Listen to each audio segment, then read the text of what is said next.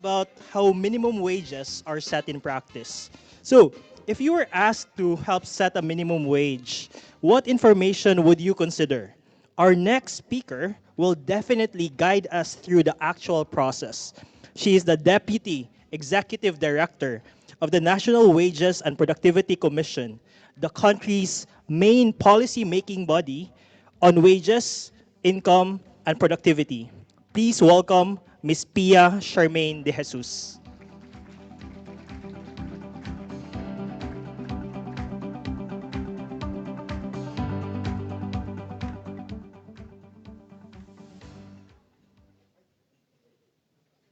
Magandang hapon. Good afternoon po sa ating lahat. Alam ko kanina pa kayo nakikinig sa mga lectures. Meron akong nabasa na study na sinasabi na ang capacity daw ng isang tao to process words is around 100,105 words.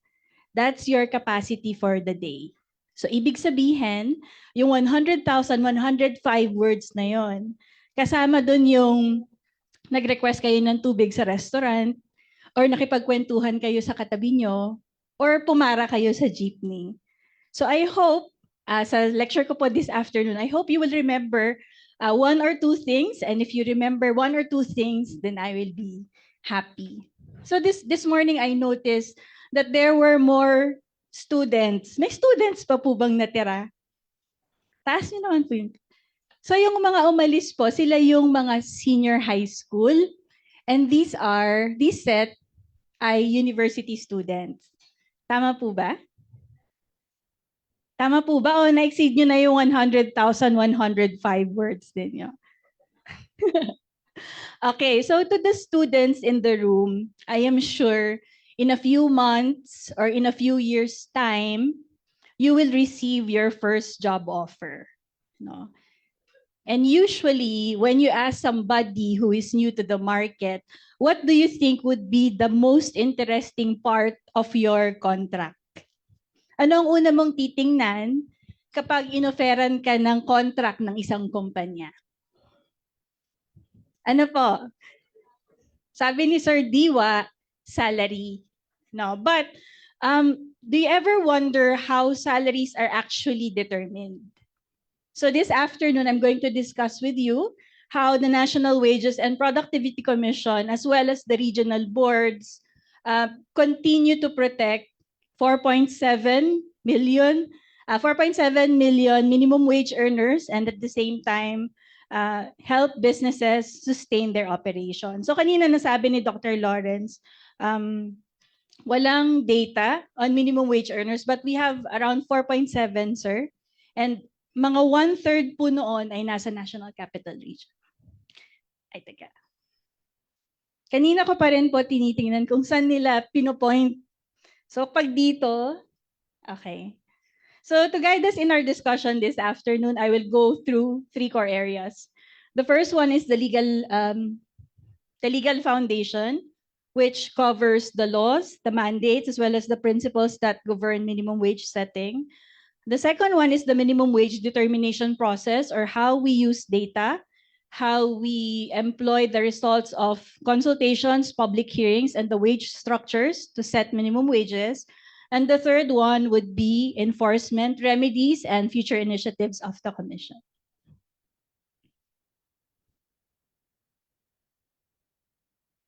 Okay, for the legal foundation, we have two laws that govern minimum wage setting in the country. The first one is RA number 6727, or the Wage Rationalization Act, which was enacted in June of 1989. So basically, this law created the National Wages and Productivity Commission and the Regional Tripartite Wages and Productivity Board. So tama po na every time na mag-i-increase ng minimum wage, ang covered po nito ay minimum wage earners in private establishments. Okay? And then there was another law enacted in January of 2013. This is RA number 10361, and it covers or extends social protection to domestic workers or kasambahays. So compared po sa ating private sector workers, ang kasambahays po, sineset natin ang salary nila monthly. So sa atin pong private sector workers, daily.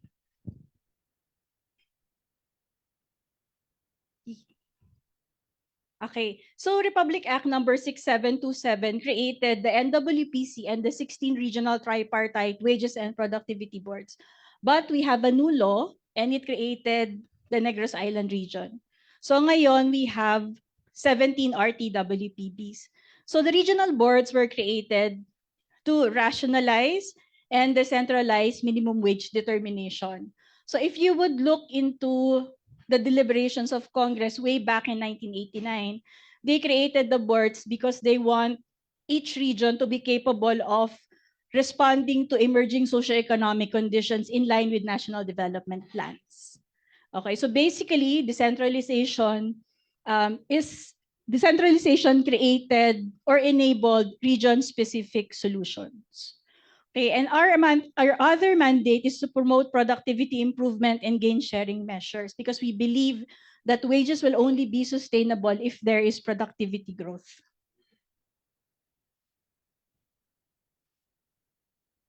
Okay, so what is the philosophy that govern wage setting policy in the country? Lagi po kasi nilang sinasabi that minimum wage is the silver bullet to everything. But we always say that the state emphasizes collective bargaining between workers and employers as the primary mode of setting wages. Okay? Sinabi na rin po ito ni Dr. Lawrence kanina that the minimum wage is not meant to be the ceiling. It is actually a social protection floor. At para kanino to? These are for vulnerable workers. They are either new entrants, they are either low-skilled workers or those who are unable to organize themselves. And they are protected from unduly low pay. To reiterate, we have around 4.7 million minimum wage earners in the country nationwide based on the data from the Philippine Statistics Authority. Okay, to make minimum wages effective, we have 4 governing principles. One, minimum wage is the floor wage. It's a social protection tool to protect vulnerable workers from unduly low pay. It is not the ceiling. So, diniscuss po kanina, di ba, na pwedeng may minimum wage, merong living wage. And we can consider living wage as the ceiling. Okay. Number 2, decisions are decentralized to adapt to local regional conditions. Our process is evidence-based and data-driven. It's not based on arbitrary guesses. And lastly, it relies on democratic participation through tripartism. So you would always hear sa mga balita na government yung nagde-decide ng wages or minimum wage. Hindi po yun totoo. Ito po yung dahilan para doon. Okay. So, ito po yung structure ng ating National Wages and Productivity Commission.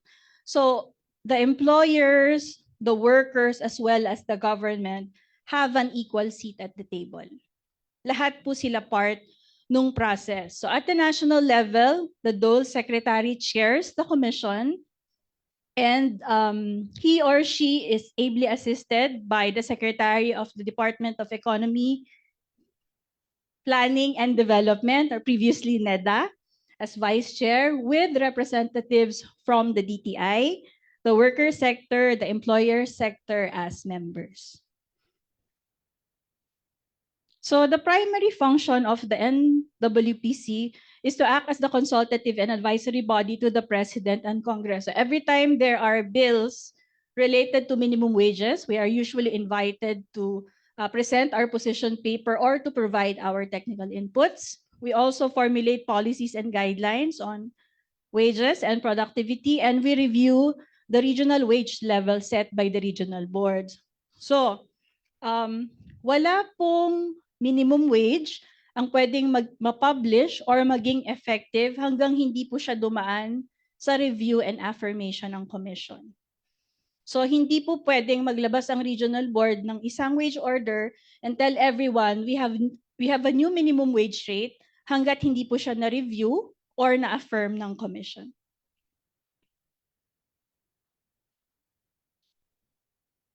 Okay, at the regional level, we have the Regional Tripartite Wages and Productivity Board. We have 17 regional boards at the moment, and their structure is similar to the NWPC, except that in this case, the DTI acts as the vice chair. So sa commission level po, ang DTI po natin ay observer. So very critical po yung pagpili ng members ng regional board because DepDev monitors the socioeconomic conditions in the region and DTI handles support for micro, small, and medium enterprises as well as mga price of basic goods and commodities. So for information of everyone, the worker sector and the employer sector representative are appointed by the President of the Philippines for a term of 5 years. So sila po ay representative ng kanilang mga organizations.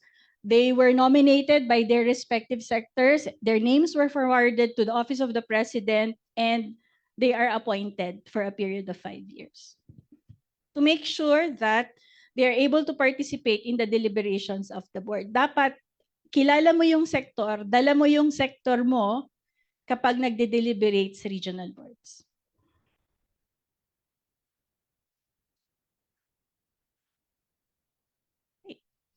Okay, so the main major functions of the RTWPBs is actually to set the minimum wages at the regional level. Okay, and they also receive or they act on applications for wage exemption. So later on, I will discuss that there are enterprises that can apply for wage exemption for a period of 1 year. Nalinaw po ba? Or mabilis? Okay. Okay.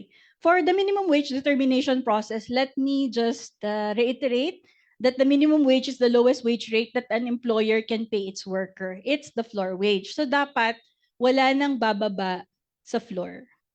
Pwede kang tumaas sa ceiling, but it's no longer the minimum wage. Okay, so pinoprotektahan niya kasi yung vulnerable workers natin dito sa bansa.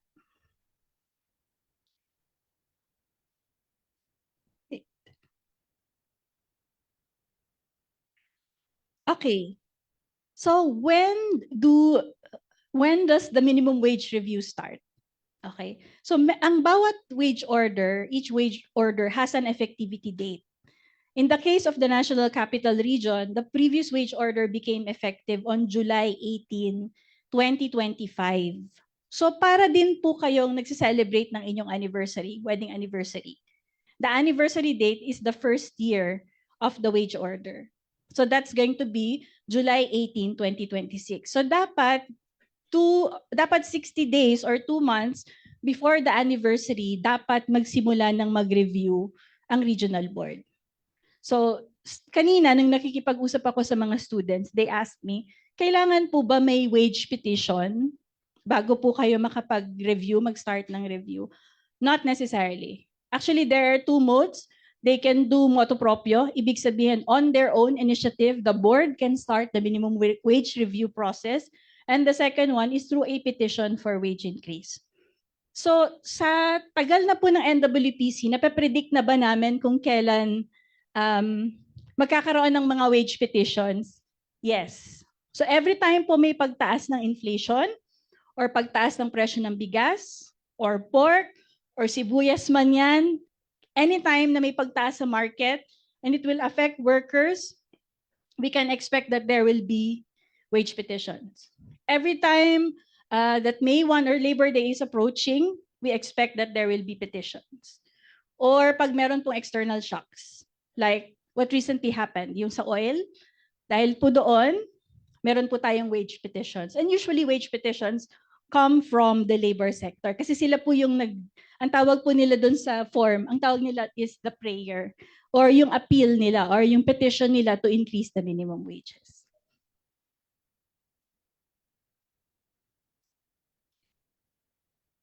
Okay, in deciding on the amounts of the wage increase, the regional boards look into 3 fundamental criteria. So the major criteria under the law are the needs of workers and their family, the capacity to pay of employers and the industry, and the requirements of economic and social development. So under each criterion, meron pong mga sub-criteria. So for example, in the case of the needs of workers and their families, we have the demand for living wages, the wage adjustment versus the consumer price index, the cost of living, and changes therein. So for the capacity to pay of employers, we have the fair return, of the capital invested and capacity to pay of employers. We have the prevailing wage levels, in this case, average wages. Kasi that shows the capacity of employers or gaano kalaki yung kaya nilang stretch to accommodate the increase. And then the requirements of economic and social development, like improvements in the standards of living, need to induce industries to invest in the countryside, effects of employment generation and family income, and equitable distribution of income and wealth among the imperatives of economic and social development. So nasabi ko kanina na one of the principles that we look into is the wage process being a data-driven and evidence-based process. So in the next slide, you will see some of the wage-related proxy indicators that we use to assist the board to make a decision whether it's already timely to have a wage increase. So makikita niyo po dyan yung ibang concepts na na-discuss kaninang umaga, like inflation, like the purchasing power of the peso. So we look into all of these data sets, and then the Secretariat has the capacity to do data simulations to produce wage scenarios. So we partner with various government agencies like the DepDev, like the academe, to help us determine whether the wage increase scenarios or the simulations will have an effect on macroeconomic outcomes, including, for example, GDP growth, inflation rate, and then unemployment rate. So meron po tayong ganong process na pinagdadaan. Okay. For the actual process, ano po yung number na nasabi ko kanina? Ilang days before the anniversary? 60 days, no? So dalawa lang yung days na kailangan yung tandaan. 60 days before the anniversary, the board should start minimum wage review. But the actual minimum wage determination process can take up to 90 days. Okay, di ba may mga math students dito or economics students? So let me just break down the 90 days. Okay, the first 15 days is for the publication of the notice of public hearing. 15 days. So sasabihin nyo, bakit kailangang i-publish yung isang notice of public hearing sa newspaper of general circulation in the region? This is, of course, because we want to invite as many stakeholders as possible. And the 15 days will give them enough time to come up with data, to firm up their positions, and at the same time be ready to share their position or their petitions during the public hearing. So it allows them to prepare for the public hearing para hindi sila pupunta doon na wala silang dala. Okay. Number 2, so 15 days po yun, no? And then after 15 days, the boards have 45 days to conduct the public hearing. So 15 plus 45, ilan na? Ilan na? Ano na? 15 plus 45, ilan? 60. Okay, so ang tanong niya sa akin, Pia, bakit ang tagal? Bakit 45 days? Under the law, we are only required to conduct one public hearing.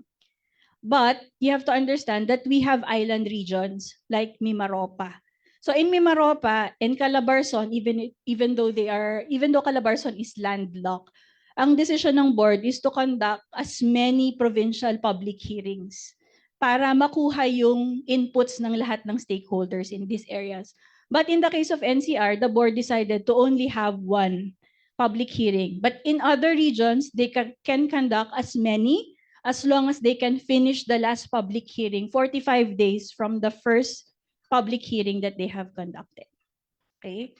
And then, kung meron pong mga petitions, katulad ng nasabi ko kanina, pag meron pong mga petitions, the petitioners are invited to the public hearings so they can share their position, they can share the contents of their petitions for everybody's information. So sa public hearing po, dito na nagkikita yung labor and employer sector and share with us their position about the possible wage increase. Okay, so 90 minus 60, ilan? Ilan? 30. Sir, di ba doctorate ka? 30. So tama yung sagot mo. So the 30 days is basically is basically allotted for the regional board to sit down and to deliberate whether they can grant the increase or not. Okay. So, tanong, possible ba na hindi maglabas ng wage order?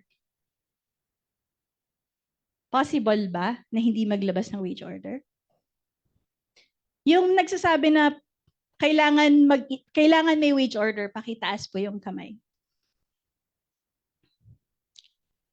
Yung nagsasabing pwedeng walang wage order, taas ang kamay. Si Sir. Hi, Sir. Si Sir. Hi, Sir. Dalawa lang bang audience mo ngayon? Okay. So, pwede po. Pwedeng hindi maglabas ng wage order. So, usually, if they decide that there is merit to increase, they will issue a wage order to be signed by all members of the board. But in case na hindi nila nakita yung merit na yon, they can just issue a resolution indicating their decision not to issue a wage order and ano yung follow-up actions ng board.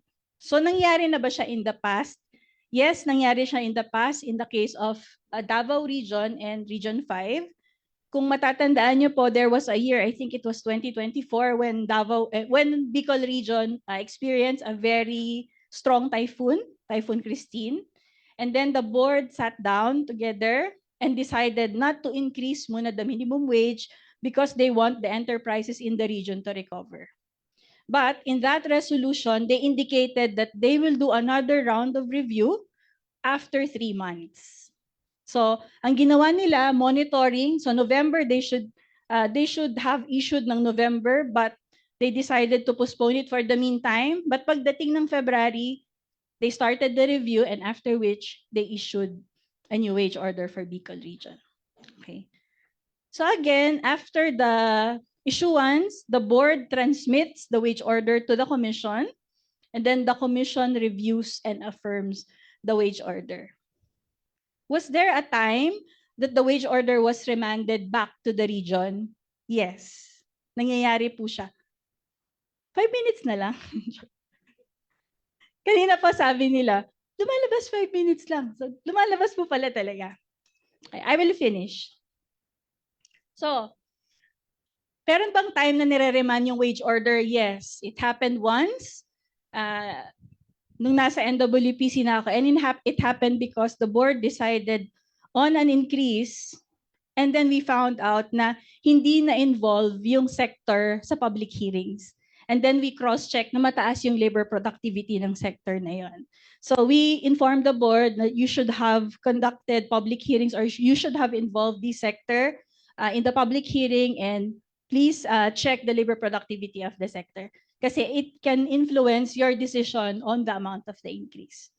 But again, we looked into the process. Hindi po kami tumitingin sa amount na siniset ng regional boards because they are autonomous by law.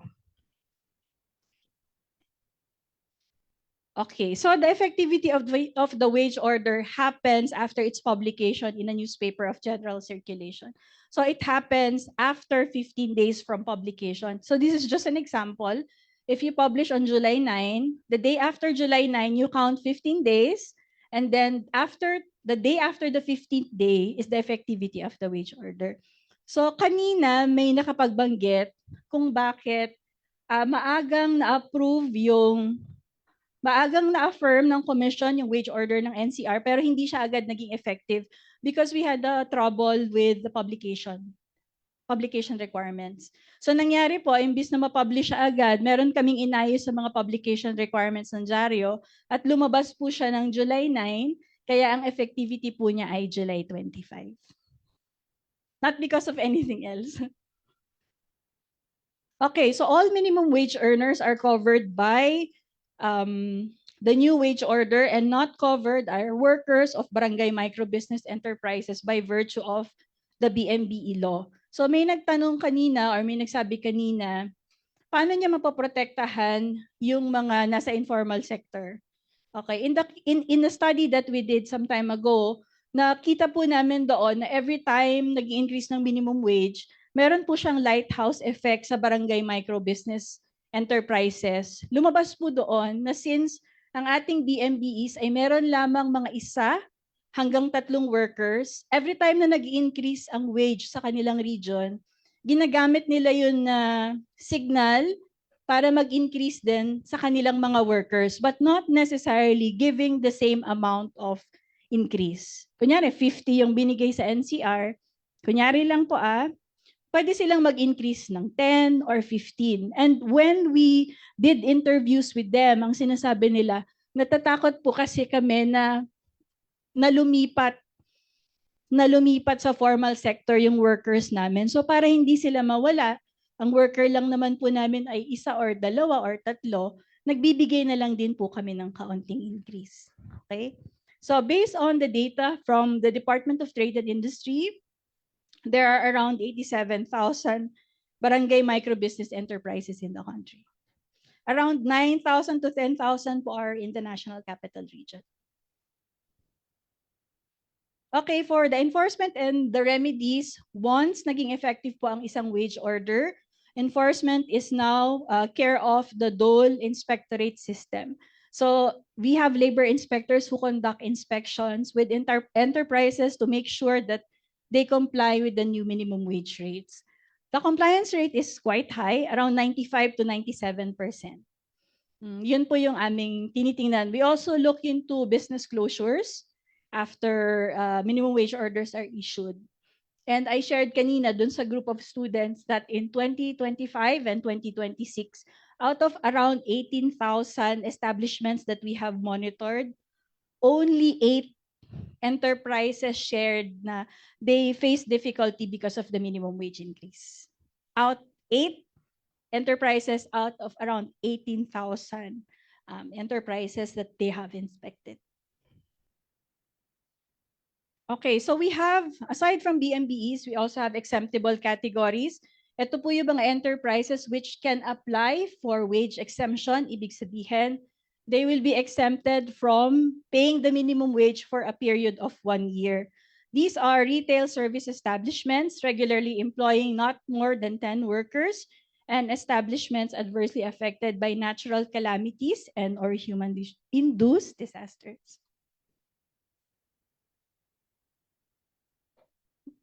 Okay, so to qualify, kapag ikaw po ay isang retail service establishment, you should be primarily engaged in the retail sale of goods and or services to end user for personal or household use. Like sari-sari store, maliit na salon. Okay. Sa tingin niyo po ba, yung nagbebenta po ng LPG, can it be considered a retail or service establishment? Tingin niyo po. Tingin niyo po, may narinig ako na yes, pwede daw ba siyang ma-considered? But isipin niyo po na ang LPG po, hindi rin kasi siya for household use lang. Di ba po may mga laundry shop na gumagamit ng LPG for the drying of clothes? And there are also shops that supply to bigger companies. So it's possible, case-to-case basis, kung pwede silang ma-include or hindi. Okay? And we have a colatilia that they should be regularly employing not more than 10 workers for an aggregate of 6 months. Hindi pwedeng kung kailan ka lang mag-a-apply, tsaka lang ka nagkaroon ng less than 10 workers. It should be for an aggregate of 6 months. You should remember that wage exemption is actually, hindi po siya right eh. Hindi mo siya right. Parang, di ba yung term na yun? Para siyang leave. No, not leave. Hindi siya right, pero kailangan mo siyang i-apply kasi pag ibinigay yun sa'yo, merong workers na hindi makaka-receive ng minimum wage.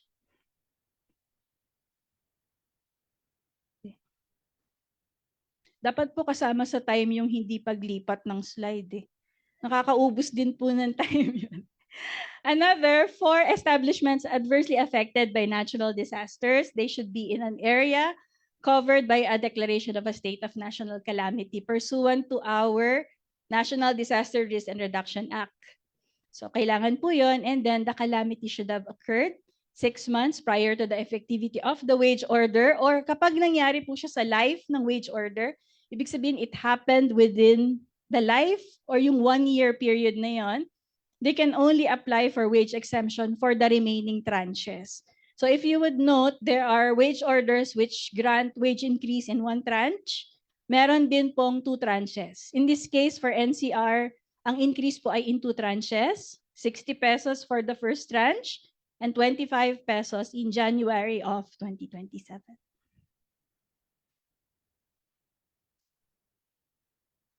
Okay, so again, the exemption is for a full year from the effectivity of the wage order. Ang requirement po dito, kailangan, kunyari, magkano na ba ang minimum wage sa NCR ngayon? Okay, so kunyari, 750. Galing ka sa 695 before. Kapag nag-request ka ng exemption, exempted ka lang na magbayad ng 750. Pero dapat yung workers mo should be receiving the previous minimum wage rate of 695. And it's only good for a period of 1 year. Oh, 3 seconds na pagpindot. Oh, 4 seconds.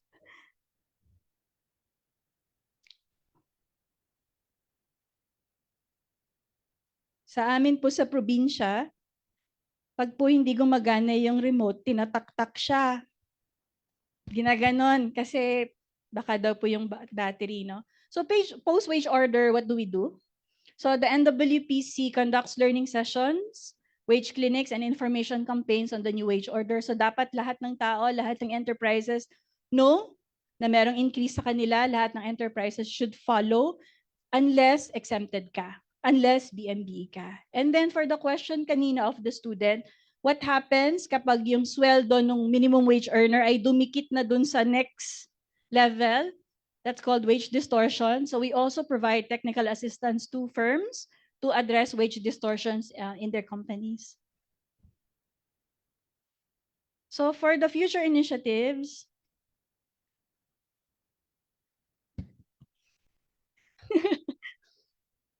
so for the future initiatives, we issued NWPC Advisory Number 1.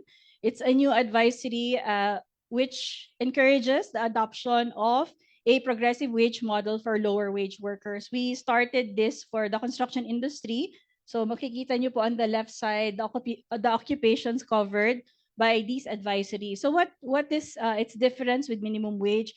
Basically, this is a system that transitions from merely giving the minimum wage to tying career and wage progression with upskilling and productivity. So if you're interested, kindly visit our website to access po the advisory.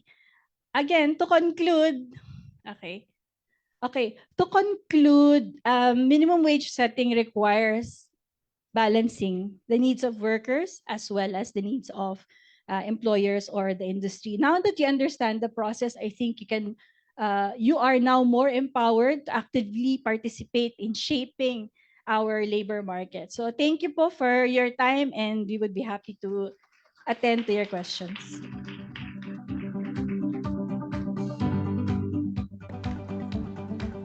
Thank you so much, Ms. De Jesus, for showing us how evidence, consultation, and public responsibility come together in setting minimum wages. May we ask you to remain on stage for the Q&A portion, ma'am. Now we open the floor for questions from the audience. Anyone? Yes, sir. Please.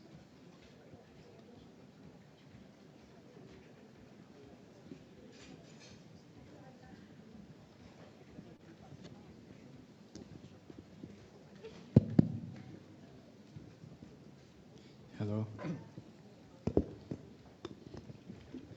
Hello po, ma'am.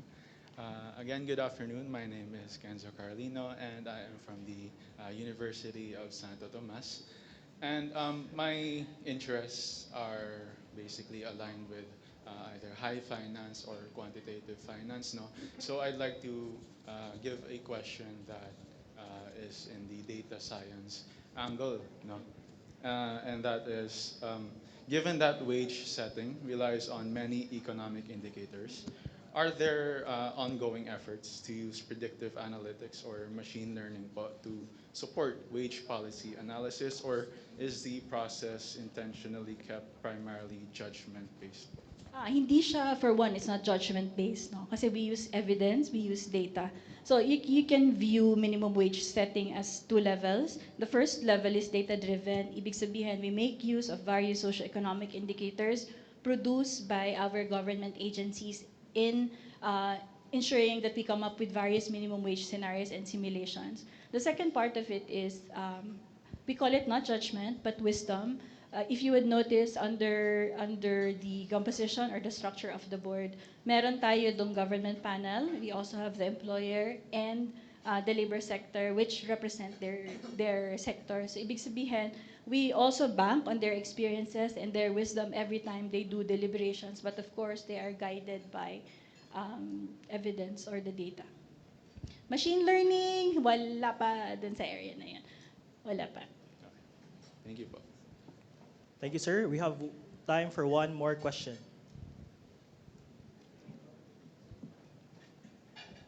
Anyone?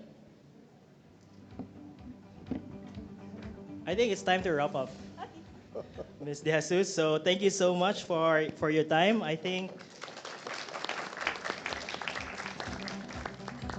so. Just a quick announcement to those who don't have their IDs yet, because there are some IDs left at the registration. Just a gentle reminder. So kindly please get them at the registration area. So far today we have learned about AI in the morning. We have inflation also from Dean Dakoy, and then minimum wage now from Ms. De Jesus. After the learning comes the quiz.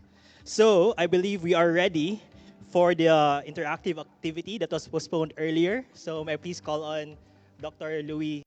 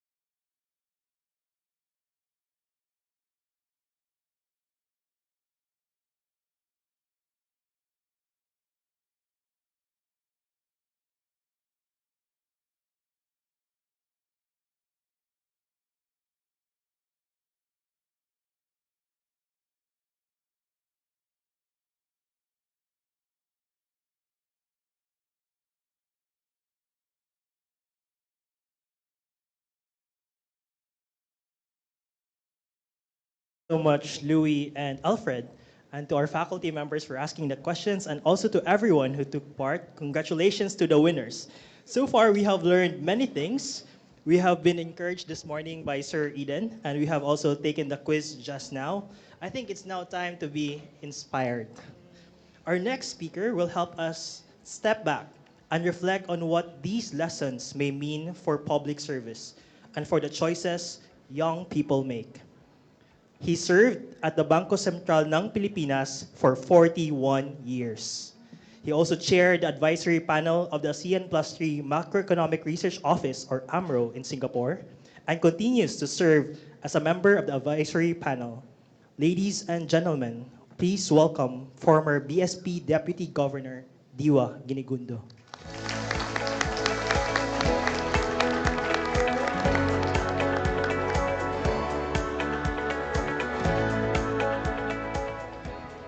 Well, thank you very much, Maggie, for inviting me. And of course, President Ruel of the PES. It's a very interesting, very novel shared learning experience for all of us, including me. Okay? Yung mga tanong kanina, baka hindi masagot ng mga nasa BSP. Anyway, thank you for inviting me to this first BSP Philippine Economic Society knowledge sharing event. This collaboration between our central bank and the country's community of economists is itself a hopeful sign. It reminds us that good public policy is strengthened when institutions and the academic community learn from one another and in a shared pursuit of national development. Allow me to begin with a personal reflection. Before I entered the Bangko Sentral in 1978, I spent nearly 2 years with the Department of Labor, where I worked from the umbrella of the then National Manpower and Youth Council. Those early years profoundly shaped how I have viewed economics ever since. Together with respected economists such as Dr. Gon Horado and Dr. Ernie Pernia, we worked on national manpower planning and occupational forecasting. We asked a simple but important question: what kind of workforce would the Philippines need to achieve sustained and inclusive economic growth? While our answer was equally simple. Economic development required more than capital and infrastructure. It requires people, educated, skilled, healthy, adaptable, and productive people.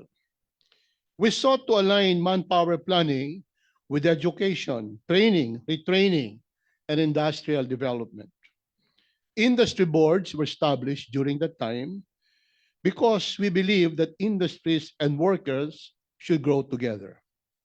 Even then, we believed that labor export could never be the ultimate development strategy. Overseas employment might provide temporary relief and valuable foreign exchange. But our long-term aspiration was to build industries capable of creating meaningful jobs here at home, allowing Filipino families to prosper without having to be separated from one another. More than 50 years later, I remain convinced that this vision remains as relevant today as it was then, perhaps even more so. Today, I would like to share one simple conviction. Economics ultimately exists because people matter. Everything we do as economists, whether studying inflation, productivity, investment, employment exchange rates, or monetary policy, finds its meaning only because it affects human lives. Behind every statistic is a person. Behind every percentage point of growth is someone's hard work. Behind every inflation report is a family making difficult decisions. That conviction leads me to 5 reflections. My first reflection is that every worker creates national wealth. We often speak about economic growth as though It were generated by numbers. But GDP does not create itself. Every worker contributes to national prosperity.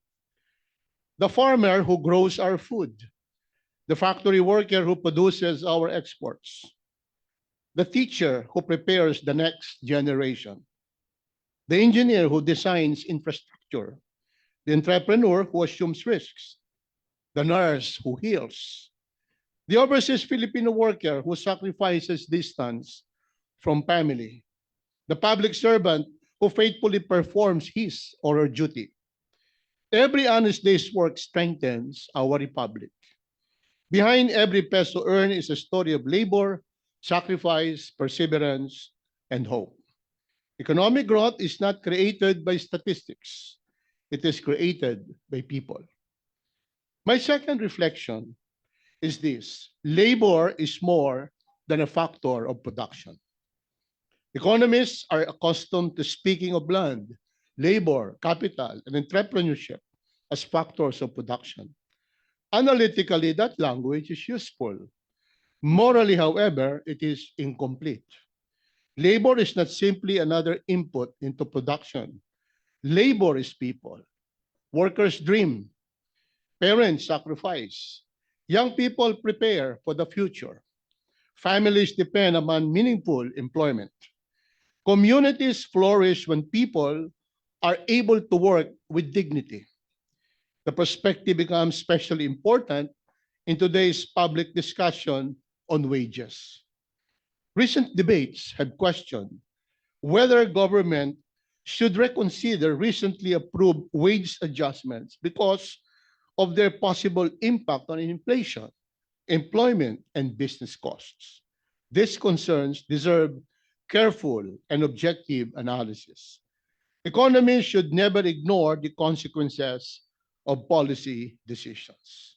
Yet, we should also be careful not to reduce workers merely to production costs on a corporate balance sheet. Workers are not simply expenses to be minimized. They are citizens whose labor creates value. They are families whose purchasing power has been eroded by several years of elevated inflation, and we are all witnesses to that. A just society seeks both economic efficiency and human dignity. History teaches us, ladies and gentlemen, that societies become unstable whenever one is pursued at the expense of the other. Karl Marx built much of his critique of 19th century capitalism on the idea that workers became alienated when labor is treated merely as a commodity instead of as an expression of human dignity. One need not embrace Marx's conclusions to appreciate the warning. Whenever legitimate aspirations for decent work, for opportunity, and hope are ignored, societies eventually pay a heavy economic and political price. History has repeatedly shown that lasting prosperity rests not only on efficient markets, but also on broadly shared justice. My third reflection is price stability is ultimately about protecting people. As central bankers, we devote enormous effort to controlling inflation. Sometimes inflation is discussed as though it were merely another macroeconomic variable. It is much more than that. Inflation is the mother stretching on already limited household budget. It is the worker discovering that today's salary buys less than it did yesterday. It is the retiree whose pension loses purchasing power. It is the small entrepreneur struggling with rising costs. Behind every inflation statistic are real families making real sacrifices. That is why price stability is not simply an economic objective. It is a moral responsibility. By preserving the purchasing power of money, the Bangko Sentral protects the value of every Filipino's hard-earned income. Yet we also recognize that inflation management cannot rest on the shoulders of the central bank alone. Central banks cannot produce rice. They cannot generate electricity. They cannot build ports and bridges. They cannot educate children. Of course, in a learning experience like this, it contributes to it. They cannot educate children. They cannot eliminate supply bottlenecks.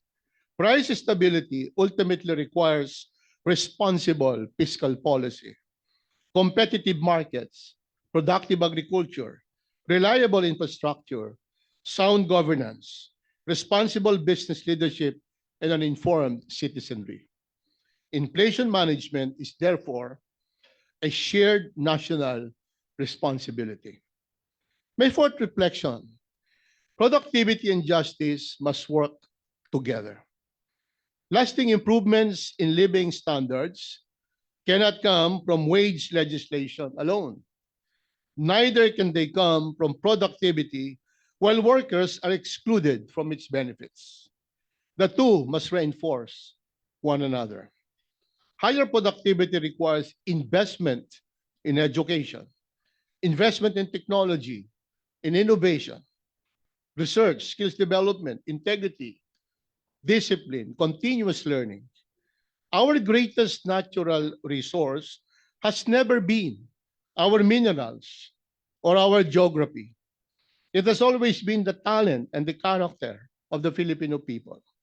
That is why our continuing decline in learning outcomes should concern us deeply, whether in reading, in math, or in science, or even in creative thinking. International assessments, therefore, continue to show Filipino students lagging behind many of their peers in mathematics, science, reading, and even creative thinking. These are not merely education statistics. They are early indicators of our future productivity, competitiveness, innovation, and national resilience. Today's classrooms will shape tomorrow's labor force. The question before us is very straightforward. What kind of leaders, entrepreneurs, workers, scientists, engineers, and public servants are we preparing for the next 20 years? Yung pong ating mga math Olympiad, kakaunti lamang sila kung ikukumpara sa napakarami nating mga estudyante. Okay? Finally, my last reflection, hope remains our greatest economic resource. History reminds us that every generation confronts uncertainty. There will always be inflationary episodes, financial crisis, pandemics, geopolitical tensions, technological disruptions. No nation escapes these challenges. What distinguishes successful nations is not the absence of adversity. It is the strength of their institutions and the resilience of their people. Hope is not naive optimism. Hope is confidence that honest work, sound institutions, responsible leadership, and shared sacrifice can produce a better future. Nations flourish when citizens continue believing that tomorrow can indeed be better than today. Conversely, many revolutions throughout history were born not merely out of poverty, but out of hopelessness. When people no longer believed that existing institutions could deliver justice, opportunity, or a better future for themselves or for their children. That is a lesson every economist and policymaker should remember. Ladies and gentlemen, the opening chapters of Scripture remind us that work preceded the fall of man. Before there were markets, before there were governments, currencies, or central banks, humanity received the responsibility to cultivate and care for creation. That was the essence of dominion assigned to humanity. Work was never intended to be a curse. It was part of humanity's calling. Good economics, therefore, begins with profound respect for work and for those who work. Inflation matters because workers matter. Productivity matters because people matter. Growth matters because future generations matter. The true wealth of the Philippines will never be measured solely by the size of its GDP, the level of its inflation, or the strength of its financial markets. Our greatest wealth has always been and will always be the dignity, creativity, integrity, resilience, and hope of the Filipino people.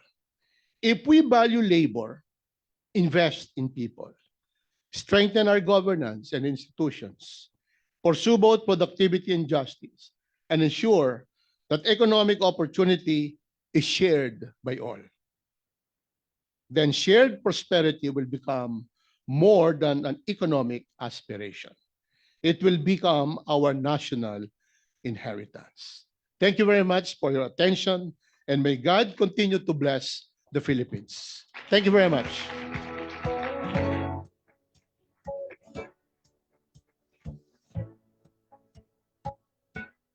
Thank you very much, former Deputy Governor Ginigundo, for that inspiring speech. And just to echo the message, I quote, economics exists because people matter, end quote.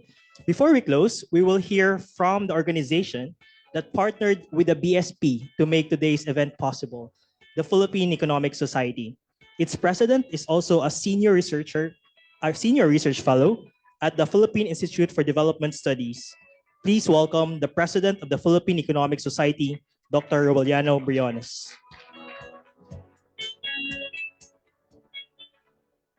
Good afternoon, and thank you to everyone who has come. And thank you to the Bangko Sentral ng Pilipinas. And congratulations as well for holding this very first knowledge sharing event, no, in collaboration with the Philippine Economic Society. Congratulations to Dr. Margarita W.K. Gonzalez, AG. Not coincidentally, also the Training and Outreach Committee Chair of the Philippine Economic Society. So thank you, Maggie, and then thanks from the Philippine Economic Society. Right. So could we click on the PES, please?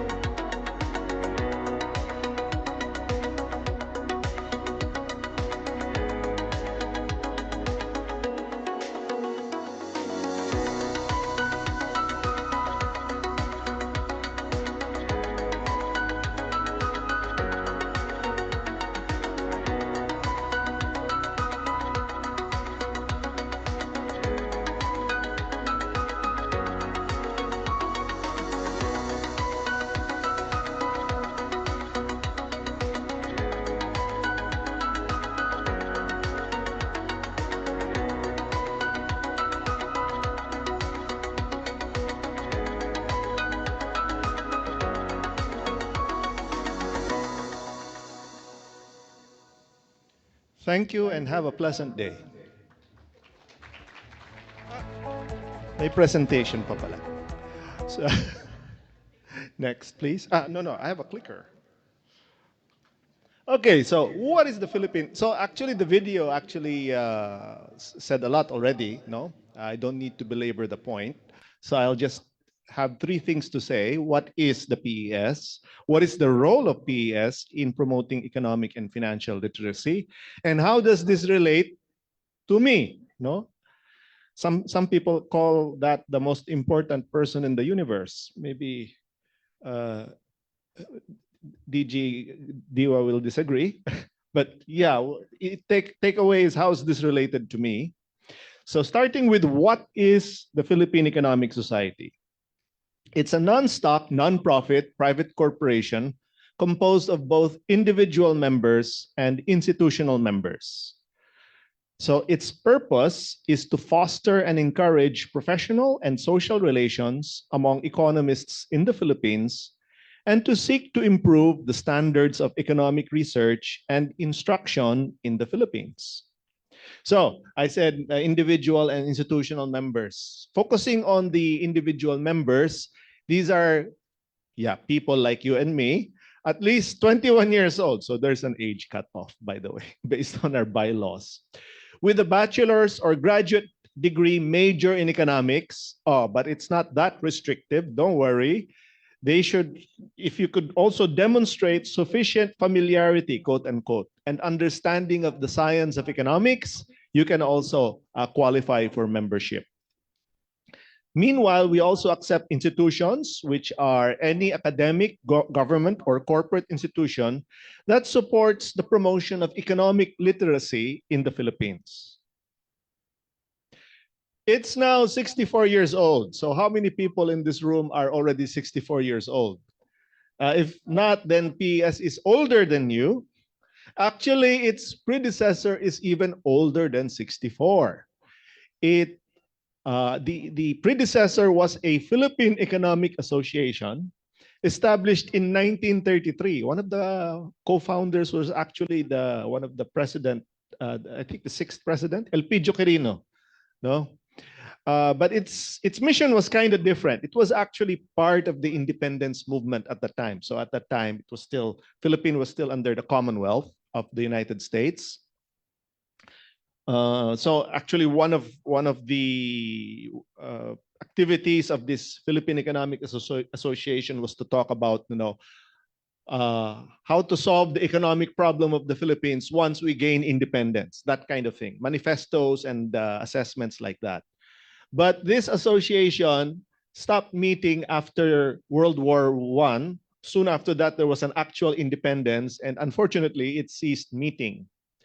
Instead, around the mid-1950s, there was a small group of academics in economics and allied fields like business and sociology.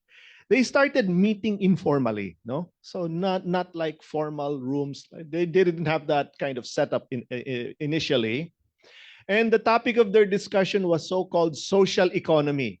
So this is no longer in use. The term is no longer in use, but it's still a strikingly accurate term to use to discuss the agenda of their discussion. Now, in 1960, there was, so after 5 years or so, they decided to help organize an international conference. They got some project to fund this conference. And nag-attend yung mga taga-International Economic Association. So they broached, the representatives from the IEA broached the idea na, kayo din, why don't you form a national association for the Philippines? Marami kami mga miyembro throughout the world na may kanya-kanyang National Association of Economists. Kayong Pilipinas na kabago-bago, 1960, 13 years old as an independent republic, wala pa. So, sige, wala namang ibang nagmi-meet fairly regularly on this basis. So, the proposal was made to establish a professional association of economists in the Philippines. So in 1962, they actually went ahead and incorporated it. The details, by the way, are available in our website, no? economicsph.org. No? So in 1962, aside from incorporating formally with the Securities and Exchange Commission, they started holding more formal, it was still fairly informal, but more formally, more regularly, annual meetings involving a general assembly of all the members, of all the individual members. Also, another important function or activity was to publish the Philippine Economic Journal. Now there's no longer that journal. It has now become a Philippine Review of Economics. Actually, it passed through a stage where it was called the Philippine Review of Economics and Business. But now it is the Philippine Review of Economics. Now, since that time, with that small group, the membership has continued to grow. Now it has 301 individual members involving junior members as well as lifetime members. And there are currently 4 institutional members. By the way, among individual members, you can opt for a lifetime membership. Otherwise, you need to renew every year. For institutional members, it's only an annual membership. So the number of institutional members fluctuates from year to year. Now, skipping a huge swathe of history from 1962 straight ahead to 2015, there was a major milestone in the history of this society. We became the private sector partner in implementing Republic Act 10922, which is the Economic and Financial Literacy Act. So among other things, the EFL Act declares the second week of November of every year as Economic and Financial Literacy Week. Not coincidentally, again, this is around the time where we hold the annual meeting of the Philippine Economic Society. So it all ties together, no? Now, if you look at that law, one of the statements of policy it has is that the state recognizes the growth potential of the country through a financially literate people who make sound financial decisions, mobilize savings, and contribute ideas on improving economic and financial policies and programs. So, as we have seen in the very rich content of the knowledge sharing event today, inflation is uppermost in our minds. So that's certainly understanding the forces behind that, the role of wages or minimum wages behind that. That's part of being both economically and financially literate. There's also a huge advantage, shall we say, of being financially literate, no? For your own personal finance. Hopefully, you do manage your own personal finance. Even as a student, right? You have some cash allowance. Some of you might even be assigned to pay the tuition, right? Some of you are living away from home. So all the more you need some level of being able to manage your own finances independently. And once you have some cash on hand within your control, there are lots of people who are trying to get that. So without financial literacy, you will make yourself very easy to be prey to the predators who want to take away that cash, especially in today's world of electronic communication, internet, social media. Just today, I was listening to a podcast of The Economist, and they're still talking about how the large Scam Inc., The Economist calls it Scam Inc. Did you know that cyber scams are now earning more money than the entire illegal drug industry in the world? They're bigger than the Medellin. They're bigger than the Mexico cartel. It's astoundingly large. They seem to have largely vacated the Philippines, thankfully. But one of their epicenters is now Cambodia. But just because they're in Cambodia, don't think you're free of that. No, yung galamay nila can reach anywhere where you are accessible with a mobile phone or a computer terminal. So that's just one of the aspects that you can sort of. There's no such thing as bulletproof now, no. But try to fortify yourself against people who are trying to con you into bad financial decisions. So that's just one of the aspects of financial literacy. Also, economic literacy, not as useful as financial literacy, by the way, no. Frankly speaking.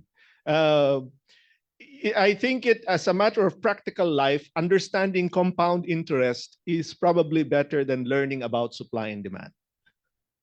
But, if you're the kind of person who's wondering, where does the wage come from? aside from the discussion a while ago of administrative, minimum wage, etc., what are the larger forces that were taken for granted by that bargaining process? And if you ask economists, well, the underlying forces that come to bear on that bargaining process are actually the forces of, I'm kind of cluing you on it, supply and demand, right? So that's one of the building blocks of economic literacy. If you want to understand how wages are the underlying forces behind wages, behind the high prices of fuel, the high price or whatever price it is of rice and other food, and practically everything else in the economy, it's difficult to explain it without being literate in the vocabulary and then the concepts behind supply and demand.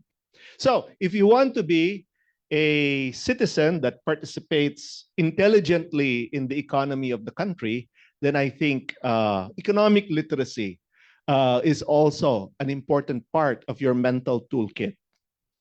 Hence, it states there that the citizenry should be able to contribute ideas on improving economic and financial policies and programs in the country. Getting back to the EFL week, the lead agency is the DepDev. At the time of the law, this was the NEDA. It is tasked to plan, initiate, execute, and encourage knowledge-expanding activities on economic and financial literacy to be adopted by government and educational institutions. So when the law was being crafted, napansin ng DepDev na hanggang gobyerno lang yung mandate niya, di ba? Government and perhaps through CHED educational institutions. Paano mo palawak yung pagdiwang nitong Economic and Financial Literacy Week? How do you reach the private sector? So they found the, I would say, perfect partner. Sorry for the bias, which is the Philippine Economic Society. So by the way, DepDev is the lead, but of course there are other key agencies that are supporting. So named in the law is, of course, the Bangko Sentral ng Pilipinas, which is the institution with mandate also for the regulation of the financial system of the country. So natural partner ang BSP. Of course, as well, the Department of Finance, the DepEd, because of the literacy part, together with the CHED. So it's not just because you finished your high school, you're already assumed to be financially and economically literate. The education in literacy has to continue to the tertiary level, hence the CHED, the National Youth Commission, the DILG, to help spread the EFL week to the local government units. Now, moving on, I mentioned, perfect partner daw ang PES. So the PES naman, ang inatasan siya to plan, initiate, execute, misspelling. Knowledge expanding activities, so counterpart ng DepDev, but for the private sector and civil society. All right, so that's a broad overview. Now, how does this relate to me? Well, you're actually doing it now. I enjoin you to avail of opportunities to acquire economic and financial literacy. I was heartened by the results of that interactive quiz activity a while ago. Although I don't know to what extent all of you tried to answer, especially the economics and the finance-related questions. Kung binigyan ng markup, ganun-ganon. That's finance and economics related. But if you all made an effort to answer those questions, not just in this occasion, but also in your daily life. No? Kita mo naman na that kind of issue will appear over and over. Should I get membership in Landers? No, is it worth? Yung mga ganon. So, kanina pala, that question exactly corresponds to that. So I encourage you to avail of opportunities to acquire economic and financial literacy through your regular education, through knowledge events like this, and through self-study, which, by the way, I think is now 99% of our studying because of this thing called the internet. So we have no excuse to be not educated about anything whatsoever, especially with AI. Although perhaps we can appeal to being miseducated. So that's another problem, no? We need another kind of literacy, internet literacy or AI literacy. Let's not always believe what AI is saying, the first thing that pops up whenever we make a query, but we need to also cross-check against various other sources. And then that will be a safer way to do some self-study and self-education. So once you acquire those techniques, self-study is quite a powerful weapon to acquire economic and financial literacy. At kung sakaling kaisa ka sa pag-angat ng antas ng pagtuturo at pananaliksik ng economics sa Pilipinas at nais mong itaguyod ang ugnayan ng mga ekonomista sa Pilipinas, bakit di mo isiping maging miyembro ng Philippine Economic Society paghantong mo ng edad 21? Tiyak, ikaw ay masisiyahan sa paglahok. So click on the link. I think this will be shared with you by the organizers at maraming salamat po sa inyong pakikinig.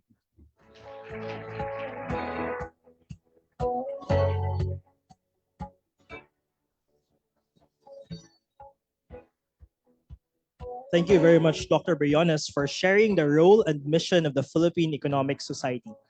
We have now reached the final part of our program. Ladies and gentlemen, earlier this morning, many of you raised your hands when we asked who was visiting the BSP for the first time. We hope this will not be your last. Perhaps some of you will return one day as economists, as researchers, or as public servants. Whatever path you choose, we hope you continue to ask good questions, examine the evidence, and consider the people behind every policy decision. On behalf of the Bangko Sentral ng Pilipinas and the Philippine Economic Society, we thank our speakers, faculty members, student delegates, and everyone who joined us here and through Facebook Live. Before we end, please scan the QR code on the screen and complete our feedback form, which will be our requirement for the certificate issuance. Snacks are also available at the buffet areas along the sides of the hall. And this concludes the first BSP PES Knowledge Sharing event. Thank you and have a good afternoon.